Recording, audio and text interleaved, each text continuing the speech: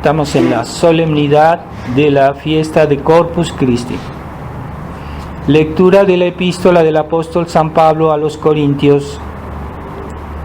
Hermanos, yo recibí del Señor lo que también os he transmitido, que el Señor Jesús, la noche que era entregado, tomó el pan y dando gracias lo partió y dijo: Tomad y comed, este es mi cuerpo, que será entregado por vosotros.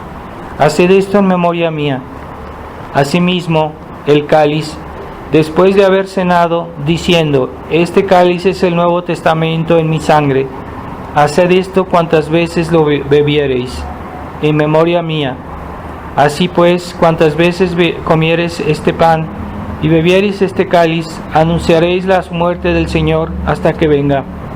Por tanto, cualquiera que indignamente comiere este pan o bebiere este cáliz, será reo del cuerpo y sangre del Señor. Pruébese pues el hombre a sí mismo, y así coma de aquel pan y beba del cáliz, porque el que lo come y bebe indignamente, come y bebe su propia condenación, no discerniendo el cuerpo del Señor. Continuación del Santo Evangelio según San Juan. En aquel tiempo dijo Jesús a las turbas de los judíos: Mi carne verdaderamente es comida y mi sangre verdaderamente bebida. Quien come mi carne y bebe mi sangre, mora en mí y yo en él. Así como vive el Padre que me envió y yo vivo por el Padre, así quien me come también vivirá por mí. Este es el pan que bajó del cielo, no como el maná que comieron vuestros padres y murieron. Quien come este pan vivirá eternamente.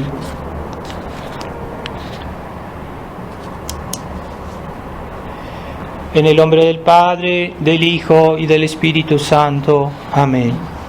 Ave María Purísima. Sin pecado concebida.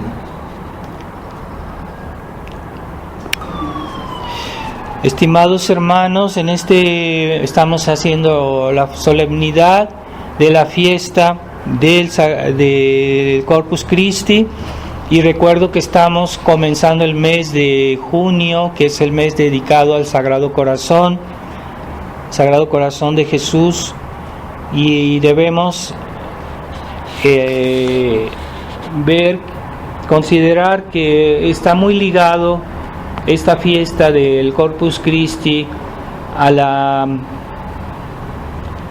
Sagrado Corazón, porque es un gran gesto de amor el que Dios ha hecho por nosotros, dándonos la Eucaristía. Y en la Eucaristía se manifiesta particularmente ese amor que Dios tiene por nosotros, en el cual se da por nuestra salvación, y que nos da su gracia, y todo su ser se deja recibir en seres indignos como nosotros. Pero es un gran gesto el de nuestro Señor de venir a nosotros, y en la Eucaristía es un gran gesto, y la gente ya no lo ve con la importancia que realmente tiene la Eucaristía en nuestra vida. Así que ciertamente Dios nos ha hecho muchos dones, muchas gracias, pero no quiere decir que porque Dios ha sido generoso y que porque esos dones son abundantes, que pierdan su valor. En realidad no lo pierden a los ojos de los malos cristianos, de los cristianos que se acostumbran a eso y que ya ven eso como algo normal, como algo que no tiene importancia, porque es común, porque es habitual, pero no, o sea, no es ni común ni es normal, es algo extraordinario la presencia de Dios entre nosotros. Y para Dios sigue siendo un gran don para Dios sigue siendo algo extraordinario, ese don que Él nos hace de su cuerpo y de su sangre. ¿Qué quiere decir eso? Que el día del juicio Dios no nos va a preguntar qué es lo que yo pensaba de la Eucaristía, o qué es lo que yo tenía, o porque toda la gente lo tomaba como algo común, como algo casi ya con no mucha importancia. Dios no me lo va a tomar así, aunque yo lo consideraba así, aunque los demás lo consideraban así, porque en realidad no es así.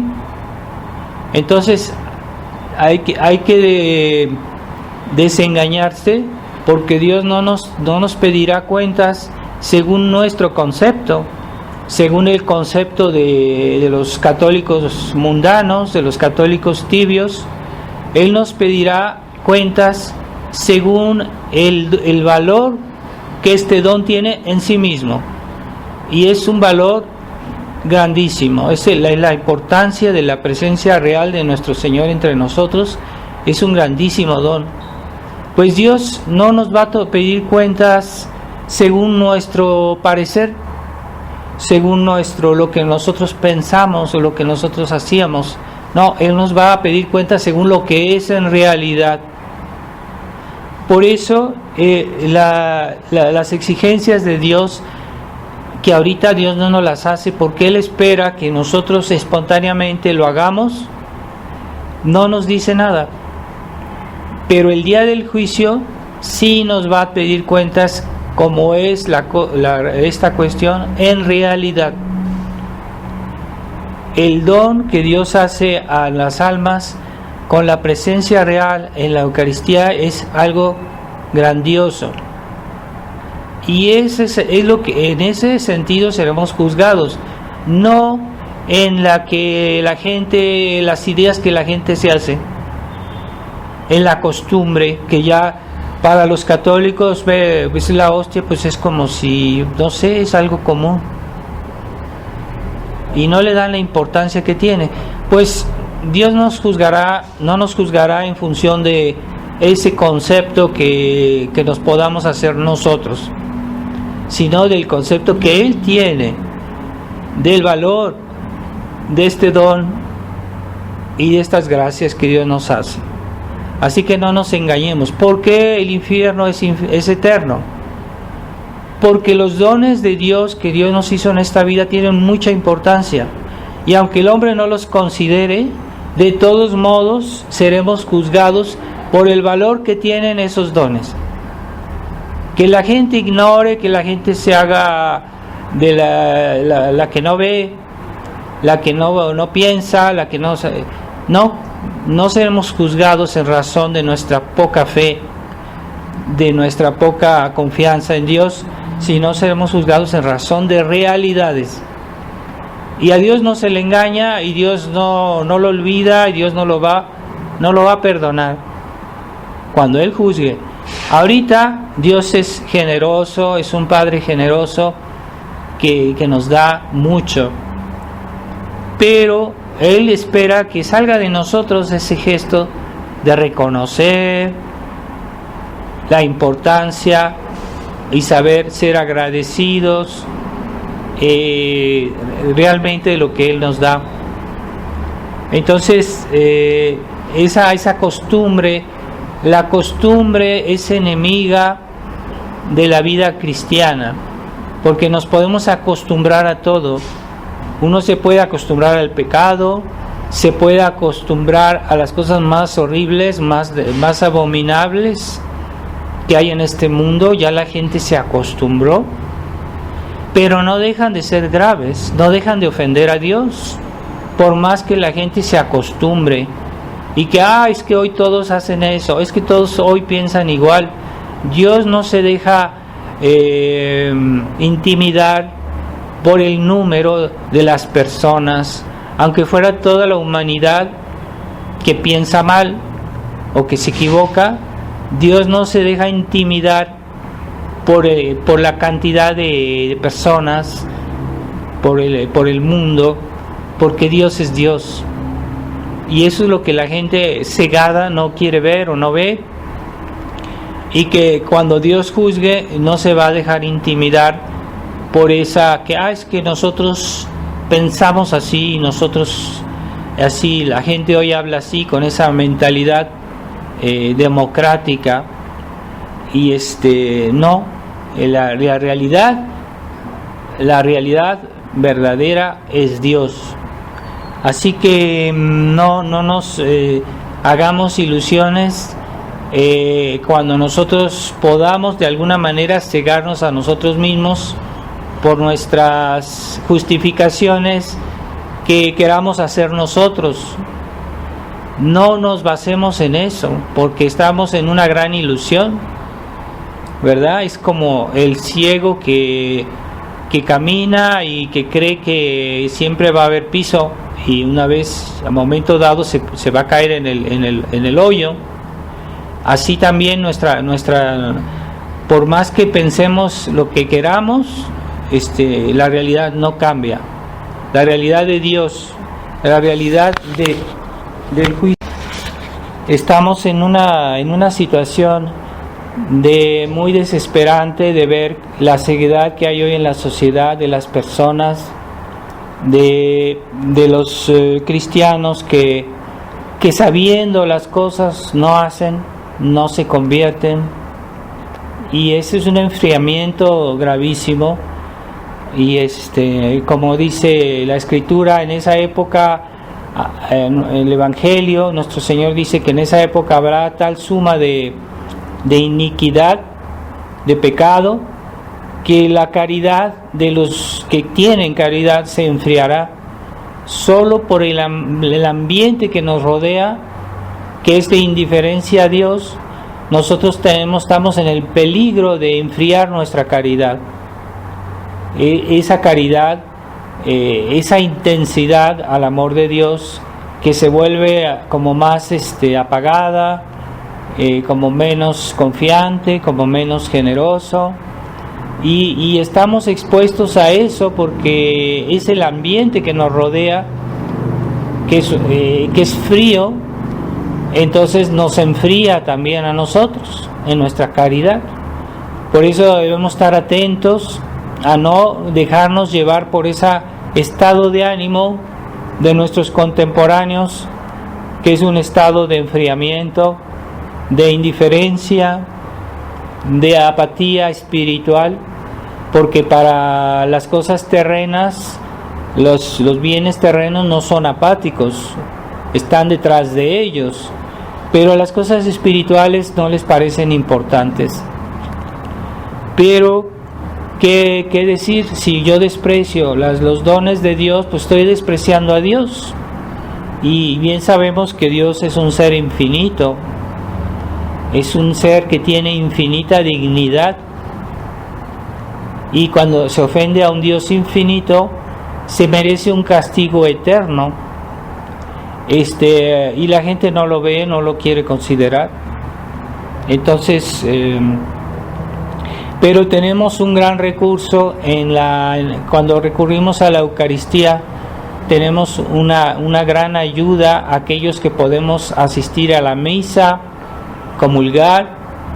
Esa es una gran fuente de amor, de fervor y de fortaleza.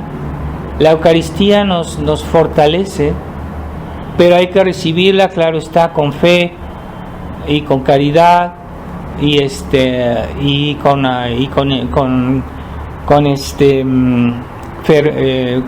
tratando de tener mejores disposiciones, con esfuerzos, y esa es lo que nos va a dar fuerza. Va a dar fuerza en este mundo de indiferencia, este mundo de pecado.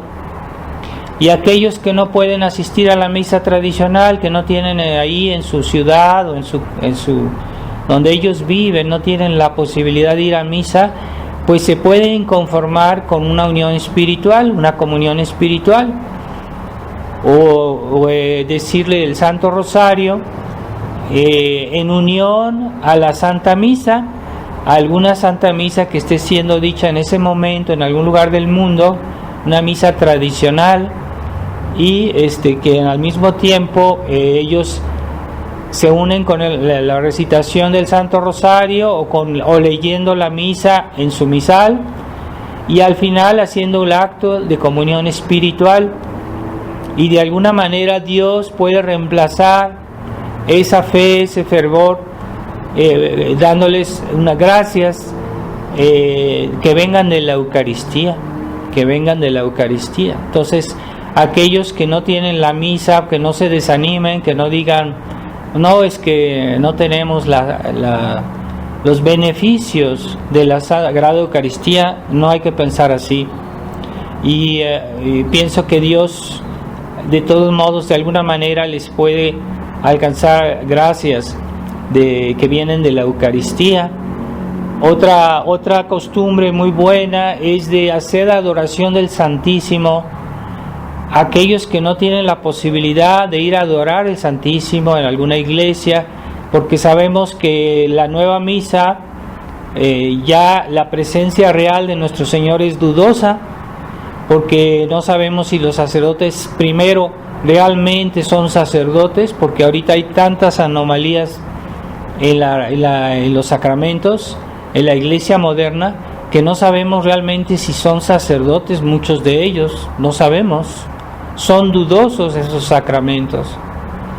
O los que fueran verdaderos sacerdotes, no sabemos si tienen realmente la intención de consagrar. Puede ser que algunos sí, puede ser que otros no, quién sabe, no sabemos. Entonces tenemos esa duda de que haya la presencia real. Cuando nosotros vamos en una iglesia moderna, no sabemos si realmente está presente nuestro Señor.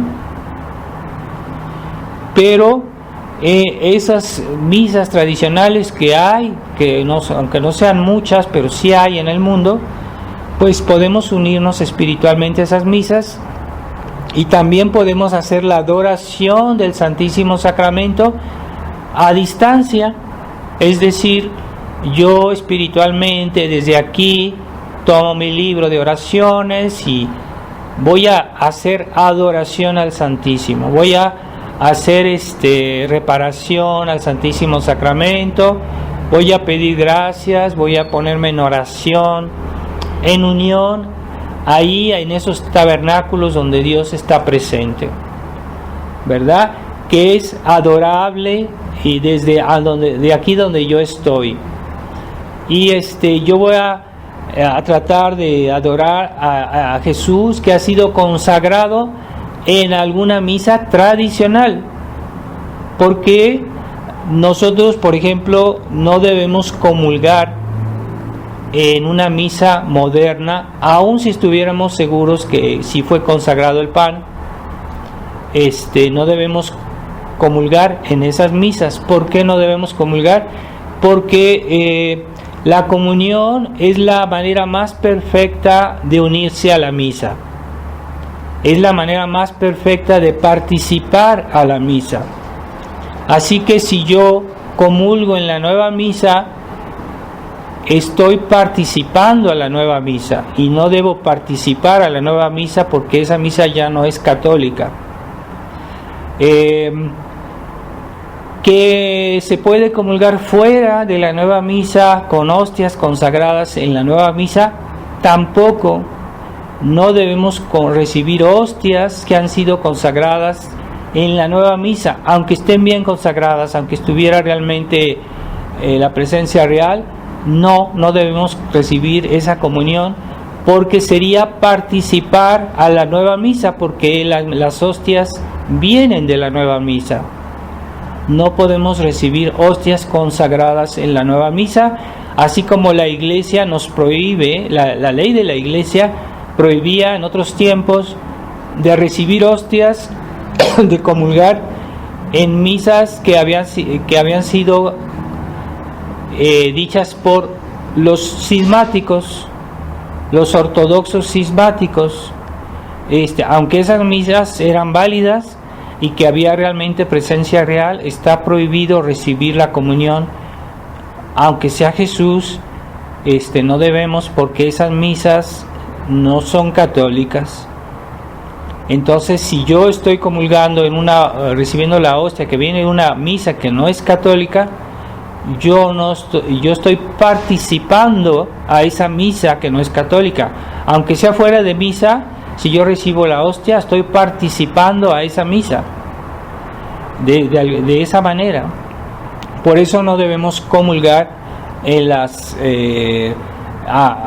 que algún sacerdote moderno viene a ver a un hospital y dice a un fiel de la tradición: ¿usted quiere comulgar? Y nosotros, si estuviéramos en ese caso, debemos negarnos. No podemos, no debemos. Y así fue el caso de este Hermenegildo. Fue un santo español, era el hijo del rey de España en aquel tiempo, y en ese tiempo estaba la herejía arriana, que eran sacerdotes que no creían que Jesús era Dios, simplemente creían lo demás, pero no creían, decían que Jesucristo no era Dios, que era hombre nada más. Y entonces, como este hijo del rey de España se negaba a aceptar esta herejía, lo puso en la prisión, y su padre le envió un sacerdote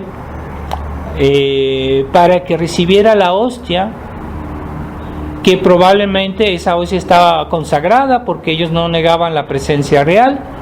Y le dijo: pues recibe por lo menos la comunión.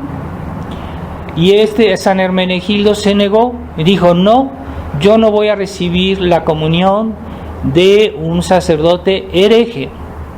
Aunque fuera Jesucristo, aunque estuviera bien consagrada, yo no puedo, yo no debo. Y por eso su padre lo mandó matar, y él es un santo, es un mártir, es un santo.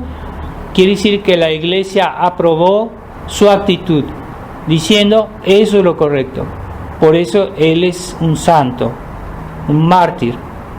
Así que nosotros, es que ustedes son intolerantes. Sí somos intolerantes hacia el mal, hacia el error, hacia la herejía.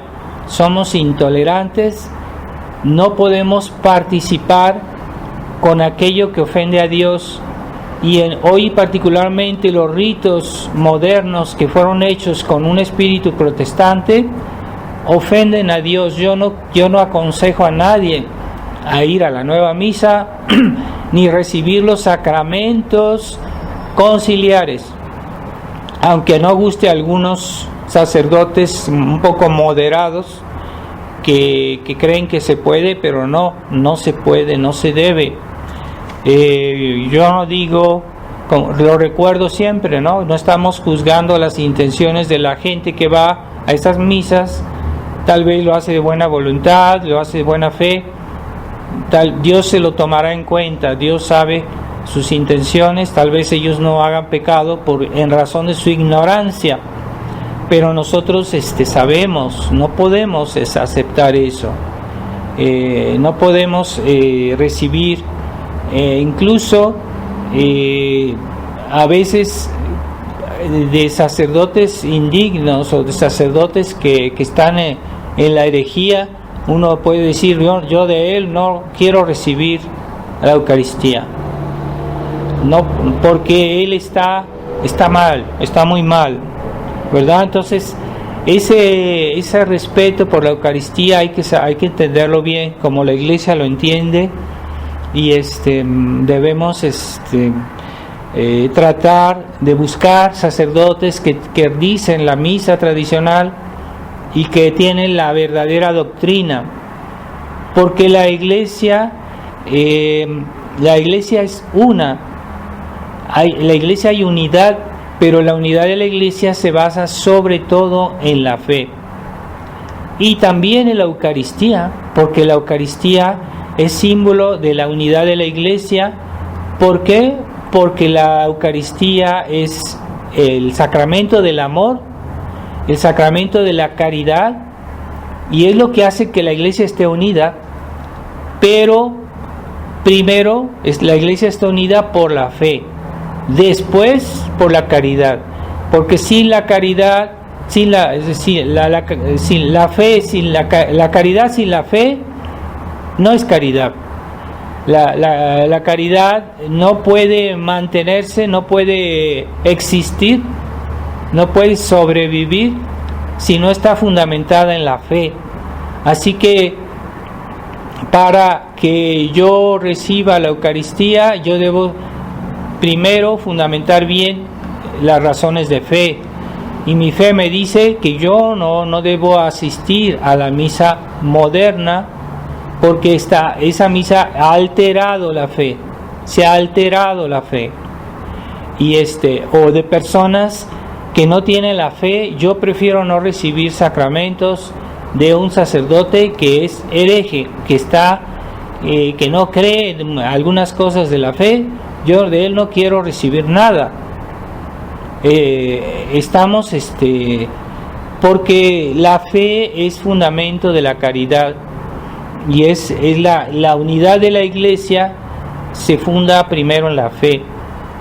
Y en las virtudes, pues todas las virtudes son como, se podría decir, como un edificio, y la base de ese edificio, los cimientos de ese edificio son siempre la fe. Si se quitan los cimientos, todo se cae, todo no puede mantenerse. Eso es la realidad. Debemos tener bien presente eso, porque hoy la gente, el mundo se ha vuelto relativista y ya no entienden estos conceptos, ya no los entienden. Creen que se puede tener la caridad y al mismo tiempo estar en otra religión que es herética, o que está contra la fe, o que se puede tener caridad a pesar de la fe. Y ese es el sentido del ecumenismo, ¿verdad? El ecumenismo, que por ejemplo el Papa Juan Pablo II hizo la reunión de Asís, y ahí todos estaban muy amigos, que muy alegres, como si todo es bonito, que todos son buenos, todos están por la paz, de la paz del mundo, y en realidad están basando todo eso en algo que es puramente humano, pero no está basado en la fe. Entonces, ¿qué quiere decir eso? Que finalmente esas reuniones que parecen que ellos llaman caridad, pero no es caridad, que finalmente esas reuniones ofenden a Dios profundamente, porque se está uniendo todo a pesar de la verdad, a pesar de la fe, a pesar de la tradición de Dios, de la Iglesia. Entonces, ese amor entre los hombres, a pesar de la verdad, es inicuo. Ese amor ofende a Dios, ¿verdad? Pongamos dos personas que se aman y viven juntos, pero no se quieren casar, y ellos dicen que se aman. Bueno, esa situación es un concubinato y es pecado mortal y ofende a Dios, aunque ellos parezcan personas muy amables, muy gentiles, muy simpáticas y todo, pero esa situación es gravemente ofensiva de Dios, y es lo que la gente ya no entiende hoy, no entienden. Entonces, ¿por qué? Porque ya la verdad dejó de ser importante, y la verdad es fundamento de toda la acción humana. Toda la acción humana está basada en la verdad, debería estar fundada en la verdad, y cuando se funda en la mentira, se funda diciendo como si la mentira es verdad. O sea que de todos modos aquellos que se fundan en falsas ideas o en falsas religiones siempre dirán que es la verdad, porque saben que toda la acción humana debe fundarse en la verdad, pero ellos dicen, no, es que nuestra religión es la verdad, nuestras herejías, nuestros errores, no, esos son la verdad, porque saben que si dicen que es mentira, pues no tendría atractivo, su religión, no podían convertir a nadie a su religión, por eso dicen, no, es que esto es la verdad. Pero entonces, ¿por qué aceptan reuniones ecuménicas entre religiones que dicen cosas opuestas?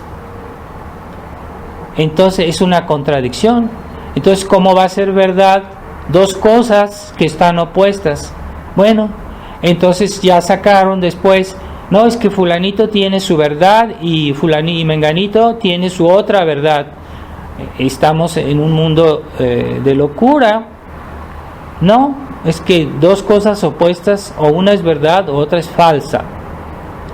Y entonces ya la verdad hoy se ha vuelto todo en función de las conveniencias humanas, de una cierta paz, de falsa paz, para crear una cierta unión entre los hombres que no está fundada en la verdad, que no está fundada en la verdadera fe. Y que es la principal de todas las verdades, porque hay verdades humanas que son verdades, ¿verdad? Cosas humanas que son verdades, pero no son las verdades de la fe. Las verdades de la fe es aquello que Dios nos enseñó cuando vino a la tierra y que la Iglesia nos propone como debiendo ser creídas de fe. O sea, Dios lo dijo y yo creo porque Dios lo dijo, y eso es la verdad divina. Entonces, para creer en eso hay que tener la virtud de la fe. Esa virtud es importantísima en nuestra salvación, ¿verdad? Y aquellos que tengan la fe se salvarán, aquellos que no tengan la fe se perderán, porque aquel que no tiene la fe automáticamente no tiene la caridad, y aquel que no tiene la caridad no tiene la gracia, y en el cielo nadie puede entrar sin la gracia de Dios. Aquellos que no tienen la gracia es porque están enemistados con Dios, ¿verdad? Cuando alguien hace un pecado mortal, está automáticamente perdiendo la gracia. Entonces esas almas que no están que no tienen la gracia es porque han hecho algún pecado grave y están enemistados con Dios. Si alguien no tiene la gracia, no puede entrar al cielo, y ya sabemos que después de esta vida no hay otras posibilidades, solo hay dos posibilidades: el cielo o el infierno. El purgatorio es algo pasajero, es algo que pasará, pero para fin de cuentas es solo el cielo o el infierno. Aquellos que estén en gracia de Dios, porque tienen la fe, porque tienen la caridad, esos irán al cielo. Y aquellos que no tienen la fe, que no tienen la caridad, no irán, esos irán no irán al cielo, pero irán al infierno. Esto es absoluto, no hay otra salida, no hay que hacerse ilusiones. Y esto tiene consecuencias eternas para toda la eternidad. Será fijada en el momento de nuestra muerte, ya no se puede volver atrás, porque una persona después de la muerte ya no tiene la gracia para cambiar de opinión, para pedir perdón, para arrepentirse. La gracia que tenemos para arrepentirnos, para cambiar de opinión, para pedir perdón a Dios, la tenemos en esta vida. Es una gracia que Dios nos da, que Dios nos da esa gracia para que podamos arrepentirnos. Pero esa gracia ya no nos lo va a dar Dios después de nuestra muerte. Ya no, si nosotros morimos en estado de gracia, ya no podemos volver atrás, ya no podemos pecar, ya no podemos cambiar de opinión. Si nosotros morimos en pecado mortal, ya no podemos pedir perdón, porque no tenemos esa gracia que necesitamos para cambiar de opinión, para cambiar digamos, pedir perdón a Dios y ponernos del lado de Dios. ya después de la muerte ya no se, esa gracia ya no se tiene. Por eso los condenados que están en el infierno, aunque quisieran, no se pueden arrepentir, porque aún para arrepentirnos necesitamos la ayuda de Dios, necesitamos su gracia. Pero esa gracia Dios nos la da solo en esta vida. En esta vida tenemos libertad de escoger. En la otra vida ya no la tenemos. No tenemos la gracia para cambiar de opinión. Y así como dicen que el árbol cuando cae se quedará así, del lado que cae, así se quedará. Así nosotros también, el día de nuestra muerte, si cuando muramos estamos en estado de gracia, pues ya será así por siempre, ya será para la eternidad. Si el grado de gracia es grande, entonces nuestra eternidad será mejor por toda la eternidad. Si el grado de pecado en el cual se muere es grave, pues entonces los condenados tendrán un grado de sufrimiento, de castigo mayor por toda la eternidad. Así que no nos hagamos ilusiones sobre los actos que hacemos en esta vida que merecen un castigo o un premio. Y por más que no lo pensemos, o que hoy la gente, para no pensar en sus pecados o en el mal estado de su alma, pues oyen música, todo el día están oyendo música para que su conciencia no les diga tú estás en pecado. Entonces quieren olvidar su estado de interior de su alma, y por eso están siempre fuera de sí mismos. Siempre están viendo cosas, o viendo la televisión, o oyendo música, o yendo aquí, yendo allá, platicando con la gente, oyendo a fiestas, o todo. Eso es para estar fuera de sí, porque no quieren estar dentro de sí, porque el estado de su alma es lamentable. Entonces, para no tener ese remordimiento de la conciencia, el demonio ha inventado toda esa vida mundana para que la gente no se interiorice, y están siempre en la calle, siempre están ocupados, pero nunca están de consigo mismos, en el silencio. La oportunidad que cuando es nuestro ángel de la guarda nos da ese pinchazo de la conciencia, que nos dice, no, tú estás mal, tú hiciste un pecado, corrige esto. Es en esos momentos de silencio que tenemos esa oportunidad de corregir y decir, bueno, es que aquí hay algo que no está bien, ¿verdad? Entonces ya la vida moderna lo que tiene, y es obra del diablo todo esto, la obra de la masonería, de los enemigos de Dios, que han hecho que esta sociedad sea una sociedad de pura exterioridad, y ya la gente no tiene tiempo de reflexionar, de entrar en sí misma y decir, bueno, así como el hijo pródigo, ¿verdad? Que cuando vio que ya no tenía que comer, que estaba entre los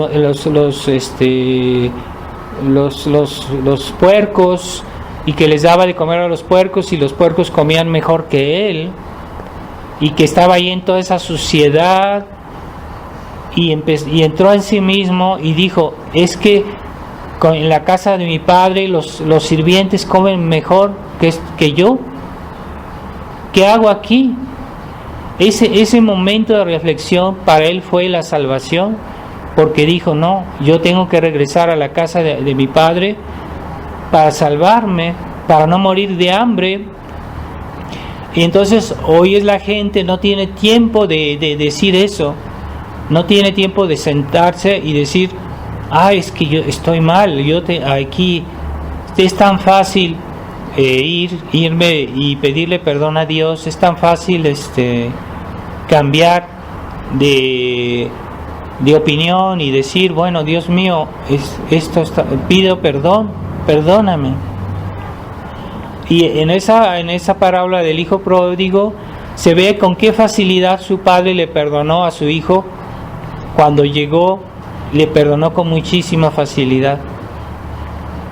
Eso solo es en esta vida. Dios nos perdona con muchísima facilidad, a condición de que lo reconozcamos. Y ahorita es dramático. Aquí en México yo constato que mucha gente no es capaz de reconocer sus errores. Hay un cierto orgullo que uno les dice, te has portado mal, esto está mal. Pero ese orgullo que les impide de decir, sí, tienes razón, discúlpame. Y ya, se agregó el problema, no se necesita nada más. Pero no quieren humillarse, no quieren reconocer que hicieron algo mal. Y obstinados, aunque sea un detalle, y sobre todo más grave, cuando son cosas importantes, serias, no quieren reconocer que se equivocaron, no quieren reconocer que fallaron o que hicieron un pecado, un error. No quieren reconocer porque no se quieren humillar. Y como si fuera algo tan tremendo decir, bueno, me equivoqué, disculpen, ¿no? Y normalmente todos deberíamos perdonar, así como Dios perdona, ¿verdad? Perdónanos nuestras ofensas como nosotros perdonamos a nuestros deudores. O sea, nosotros debemos perdonar a los demás, y Dios igual, Dios perdona con mucha facilidad. Pero se necesita tener esa humildad de decir, me equivoqué, fallé. O sea, entonces ese gesto, esa posibilidad de pedir perdón la tenemos en esta vida. En la otra vida ya no se puede, ya no tenemos la gracia, porque la Iglesia nos enseña que toda acción buena que podamos hacer nosotros, no la podemos hacer si Dios no nos ayuda. No podemos hacer ningún acto bueno si Dios no nos ayuda a hacerlo. Por eso los condenados no pueden hacer ningún acto bueno, porque ya no tienen esa ayuda de Dios. Dios dijo, en esta vida yo les daré esa ayuda, esa gracia, pero después de esta vida ya no habrá esa gracia. ¿Qué quiere decir? Que ya en la otra vida, por más que quieran, no pueden cambiar de opinión, porque Dios no les da la gracia para arrepentirse, es algo tremendo.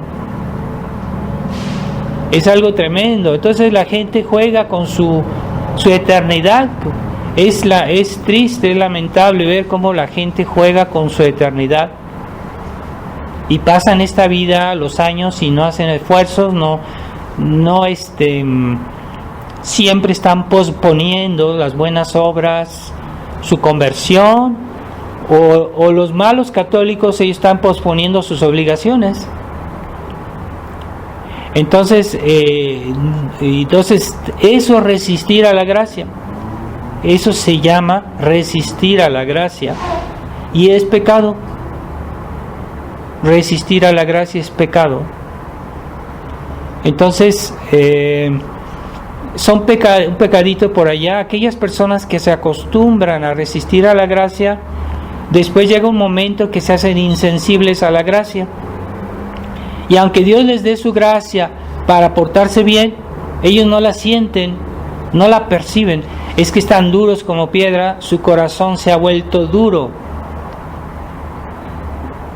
y ya no la perciben, ¿verdad? Es como pero eso no hace que no sean culpables. Cuidado, no los excusa, eso no los excusa. Entonces nosotros podemos hacernos duros, resistir a la gracia de Dios en cosas tal vez que no sean graves, pero que son pecaditos veniales por aquí, pecaditos veniales por allá.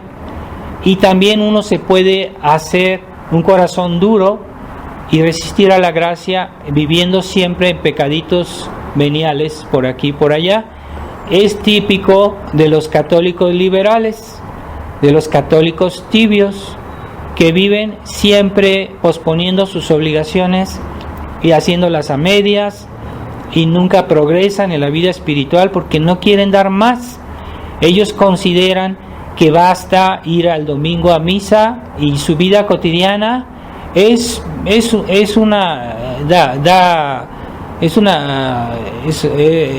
una tibieza constante, ¿no? El domingo para Dios la misa, ya la semana es para mí, para que yo haga lo que yo quiera, lo que a mí me gusta, que no me exijan, que no me molesten, ¿verdad? Ven a los católicos que son fervientes y se burlan de ellos y dicen, no, es que esa gente está mal, esa gente es una exagerada, son no sé, tienen sus maneras de llamarlos para despreciarlos, o consideran que son excesivos, que son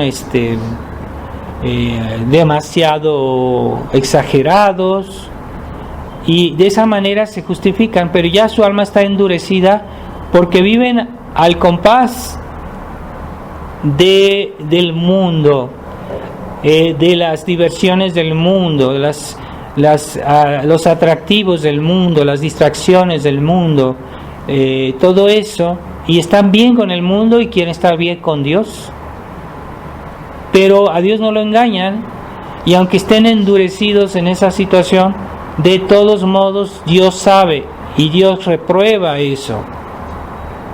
Es que ya no lo perciben, es que ya se acostumbraron a estar viendo la televisión todo el día, a estar oyendo música mala, a estar viendo cosas indecentes, a vestirse de una manera incorrecta, contra la modestia, a hablar de una manera irrespetuosa, no medir sus palabras, a estar perdiendo el tiempo, y todo eso ofende a Dios. Es que no, eso no es grave, y se confiesan y dicen, no, es que no tengo pecados, yo no he hecho mal a nadie, y están llenos de pecados, están hasta el gorro de pecados, de omisiones. Es el gran pecado de los católicos liberales, son las omisiones. Padre, yo no hice nada malo. Sí, pero ¿qué es lo que deberías hacer y no hiciste? Eso se llama pecado de omisión, y es verdadero pecado. Es que no pensé, es que no, bueno, es que deberías haber pensado, para eso Dios te dio la inteligencia, y si tú no la usas, pecas. Si tú no usas tu inteligencia para hacer la voluntad de Dios, no reflexionas, estás pecando. Es una obligación usar la inteligencia. No vamos a ser como aquel que enterró sus talentos bajo tierra, diciendo, es que yo no quiero correr riesgos, voy a enterrar mis talentos. Y cuando vino su patrón, le dijo, ¿por qué enterraste tus talentos? Bueno, la inteligencia es un talento, no debemos enterrarla. Hay católicos que piensan que todo es cuestión de buena voluntad. Sí, la buena voluntad, pero la buena voluntad orientada por la inteligencia. Si yo no uso la inteligencia, yo no voy a saber orientar mi voluntad, y estoy pecando. La tontería, la necedad es pecado, es lo que muchos no entienden hoy. Es muy común, mucha gente que piensa que decir un chiste tonto es algo divertido, pero si es tonto, es pecado, porque la tontería ofende a Dios, es pecado. Hay sacerdotes modernistas que le dicen a la gente, no, eso no es pecado. No es verdad. Dios nos dio la inteligencia para usarla, no para enterrarla. Es un talento que hay que hacer fructificar. Es que no pensé. Bueno, deberías haber pensado, deberías haber reflexionado. Para eso te dio Dios tu inteligencia, para que la uses, ¿verdad? Es que todo es cuestión de buen corazón, es que yo digo mis oraciones, yo quiero mucho a todos. No es suficiente. Debemos reflexionar cómo debemos hacer las cosas. Mucha gente ve en eso como si fuera mezquina, una persona que reflexiona como si fuera una cosa mezquina, ¿no? Que se está fijando en todo, que es un perfeccionista. No, Dios es perfeccionista. Fíjense cómo las más pequeñas florecitas del campo están perfectas. Son perfectas. No les falta nada, son bellas, son hermosas, son bien hechas. Dios es perfeccionista. Y Dios espera que nosotros lo seamos. ¿Para qué nos dio la cabeza? Es que no hay que ser tan fijado. Hay gente que piensa así, ¿eh? Por eso no salimos adelante, el mundo no sale adelante porque la gente no reflexiona, pasan cosas y en lugar decimos, es que pasó una desgracia. ¿Por qué pasó esta desgracia? Ya vimos en los periódicos, vimos en las noticias, pero ¿por qué pasó eso? Hay que ver por qué, para que no vuelva a pasar, no nada más quejarse. ¿Qué se debería hacer en el mundo? ¿Verdad? Como es histórico que la gente en México hay problemas de política, problemas de corrupción, pero la gente no reflexiona. Mire, ¿cómo se va a arreglar ese problema? ¿Qué hay que hacer?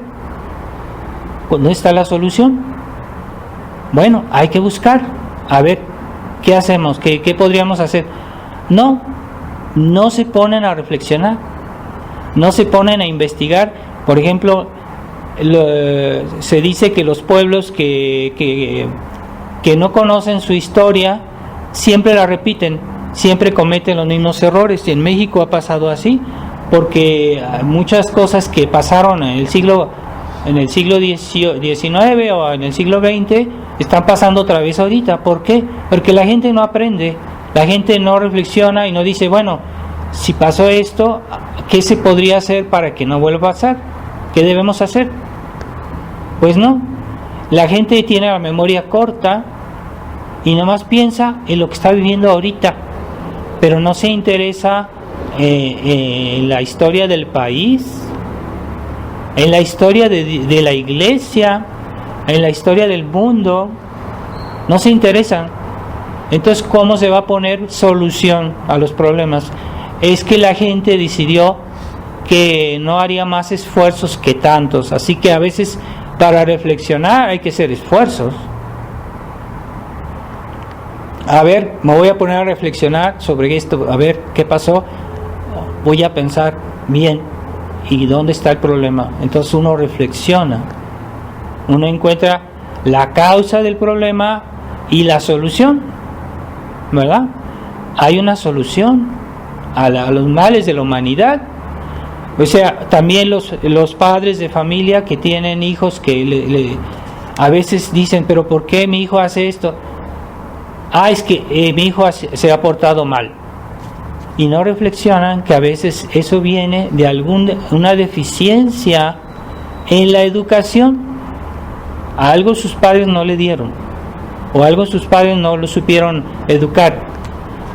Pero no reflexionan, nomás ven el hecho que su hijo hizo esto malo y no reflexionan por qué.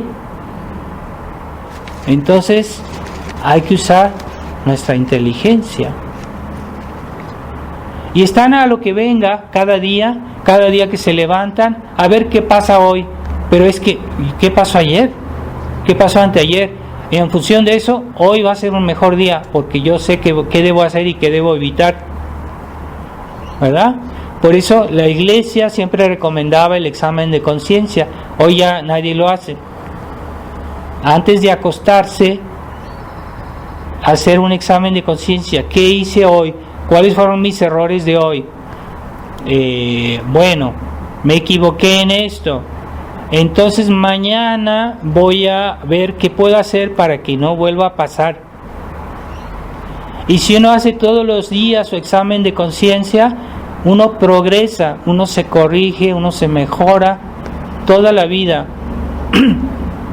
San Ignacio de Loyola insistía mucho en el examen de conciencia. Esa gente que hace examen de conciencia después pide perdón a Dios, hace un acto de contrición y ya su vida será cada vez mejor, porque no basta decir, es que hoy me equivoqué, hoy me enojé, hoy hice esto. Pero ¿por qué te equivocaste? ¿Por qué te enojaste? ¿Cuál era la causa? ¿De qué manera? Entonces tengo que evitar esa situación, ese lugar, esa persona. Debo hacer las cosas de otra manera y ya no va a volver a pasar. Bueno, eso es ser inteligente. Pero una persona que nomás dice, sí, Dios mío, me equivoqué, perdón, y ya, y no reflexiona cuál es la medicina, dónde está el problema, qué podría hacer yo. La falta de reflexión en la gente, en los católicos tradicionales también. Entonces, por eso cuando nos acercamos a la Eucaristía, no basta de recibirla así mecánicamente. La Eucaristía hay que prepararse, toda una preparación. Yo decía la otra ocasión que deberíamos hacer como San Luis Gonzaga, pues media semana para prepararnos a la próxima misa, a la próxima comunión, y después de la misa media semana para dar gracias a Dios, y eso hace que cada vez yo reciba la comunión mejor, ¿verdad? No es como esos católicos que van, comulgan y después o se sientan o se ponen ahí ya recibieron la comunión y ya no piensan, ni siquiera piensan en Jesucristo, piensan en otra cosa y acaban de recibir la Eucaristía. Pero es que te das cuenta qué importancia tiene recibir a Dios. Sí, ya lo sé. Sí, pero ya lo sabes. Y peor aún, más grave tu situación, tu problema, es que lo sabes y haces mal tu comunión. Es peor. No reflexionas. Entonces, todos podemos de vez en cuando distraernos, tener fragilidades, es muy humano, a veces es involuntario, a veces ni siquiera es pecado, porque lo hacemos sin querer, pero todos podemos darnos cuenta después y todos podemos hacer la tentativa de corregir. Por eso el examen de conciencia es muy importante, el examen de conciencia. Y hay católicos que toda su vida son iguales, siempre con los mismos defectos, con los mismos problemas, con los mismos pecados, y toda su vida igual. Y en ningún momento ha habido así como una reacción, ¿verdad? La Eucaristía que recibimos está hecha para darnos fortaleza, quiere decir que es un medio para corregirnos y para mejorarnos. ¿Qué quiere decir? Que si no nos mejoramos es que la Eucaristía viene y nosotros ni siquiera lo consideramos bien o la recibimos bien, y esperemos no que la reciban mal. Cuidado con las comuniones sacrílegas de aquellos católicos que comulgan y que o no se confiesan o se confesaron mal, y así pasan toda su vida.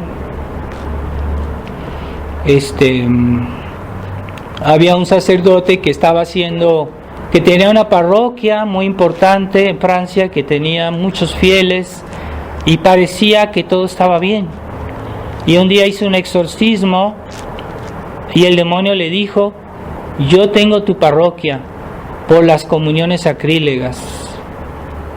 ¿Qué quiere decir? Que había mucha gente que comulgaba mal. en su parroquia, y parecía una parroquia ferviente.